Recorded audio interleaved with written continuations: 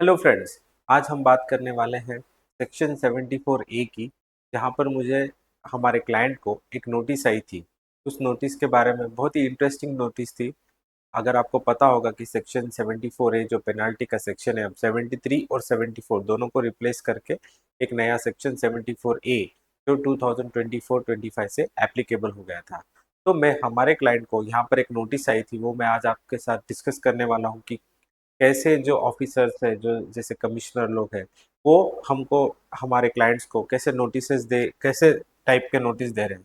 तो यहाँ पर आप देख सकते हैं गवर्नमेंट ऑफ तेलंगाना, यहाँ से ये नोटिस है। It is under section 74A1 and 74A1 and 74A5। Okay, ये नोटिस है। यहाँ पर subject reference information submitted to.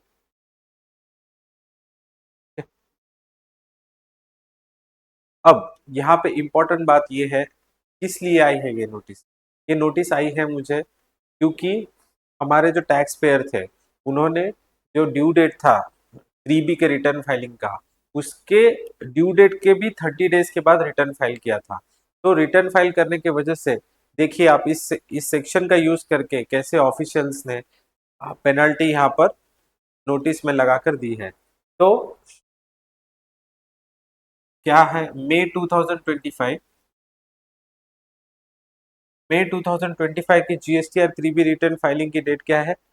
28 जून रहेगी। तो due date of payment as per section 74 है। इनका मानना है कि ये 30 डेज के अंदर पे हो जाना चाहिए था, 26 से 27। बट कब फाइल किया था? 29 को। तो जितना भी output tax liability GSTR 3B के रिटर्न में था, यानी कि जितना भी सेल्स टर्नओवर पे जो टैक्स था, उस टैक्स का 10% यहाँ पर लगाकर 74A5 और 74A11 को यूज कर यहाँ पर हमें नोटिस दी गई थी। जुलाई का भी सेम 2025 का रिटर्न 3B का नेक्स्ट मंथ के 20th डेट को। बट कब फाइल किया था टैक्स पेयर ने?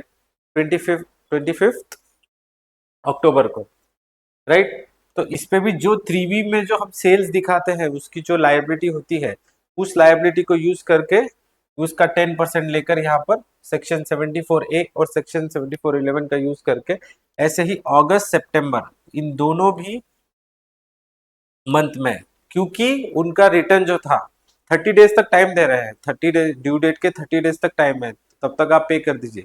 अगर 30 डेज के ऊपर हो गया तो इस दो सेक्शन को इन्वोक करके 10% आपके GST आउटपुट टैक्स पे 10% पेनाल्टी यहाँ पर लगा दी गई है। तो legal provisions and bases for action.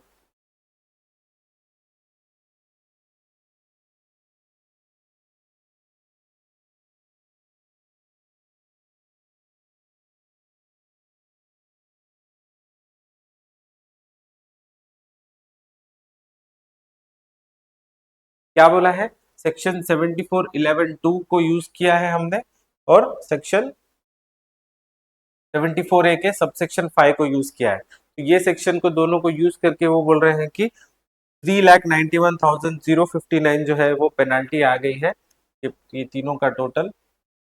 तो इसको आप पे कर दीजिए।